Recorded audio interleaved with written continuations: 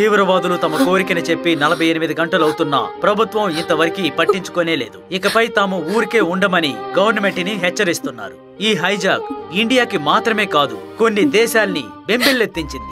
ప్రతిపక్షం వాళ్ళు పార్లమెంట్ లో దీని గురించి చర్చించి వాకౌట్ చేసి బయటకు వచ్చేశారు. అతి త్వరలోనే ఈ సమస్యకి పరిష్కారం దొరుకుతుందని విదేశాంగ మంత్రి వివరణ ఇచ్చారు.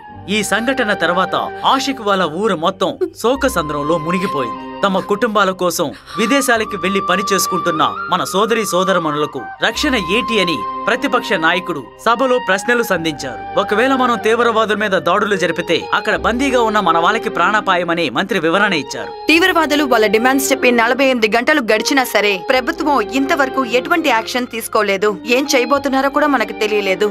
ఇంతకు మించి గడువు ఇవ్వడం కుదరదని వాళ్ళు పెట్టిన షరతులకి ప్రభుత్వం ఒప్పుకోకపోని పక్షంలో పరిణామాలు చాలా దారుణంగా ఉంటాయని తీవ్రవాదులు హెచ్చరించారు. ఈ ప్రభుత్వం ఎటువంటి యాక్షన్ తీసుకోకపోవడం వల్ల పార్లమెంట్ నుంచి ప్రతిపక్షాలు వాకౌట్ చేశాయి.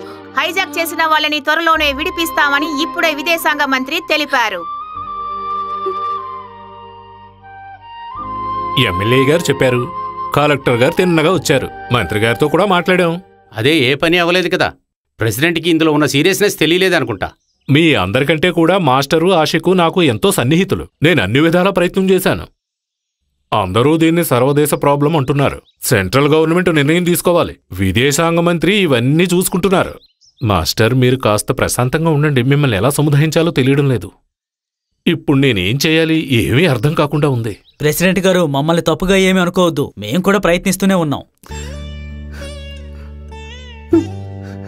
నా ప్రశాంతత మొత్తం పోయింది. నా కోడలు వాళ్ళ పిల్లలు కష్టపడ్డం చూస్తుంటే తట్టుకోలేకపోతున్నాను.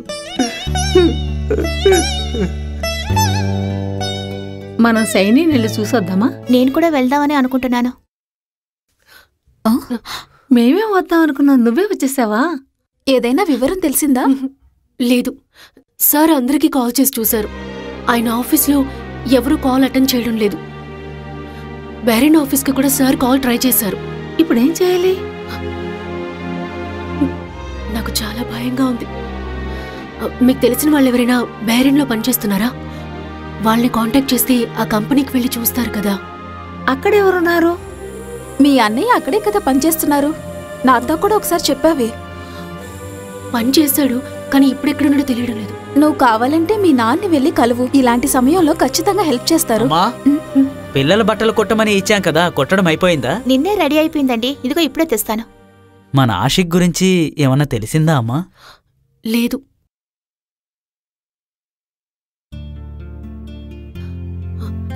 రవి అన్న, అర్జెంట్గా ఒక ప్లేస్కి వెళ్ళాలి, వస్తారా? అలా అడుగుతావేంటమ్మా, రా వెళ్దాం. మేం కూడా రామా? వద్దులే, రవి అన్న ఉన్నారుగా.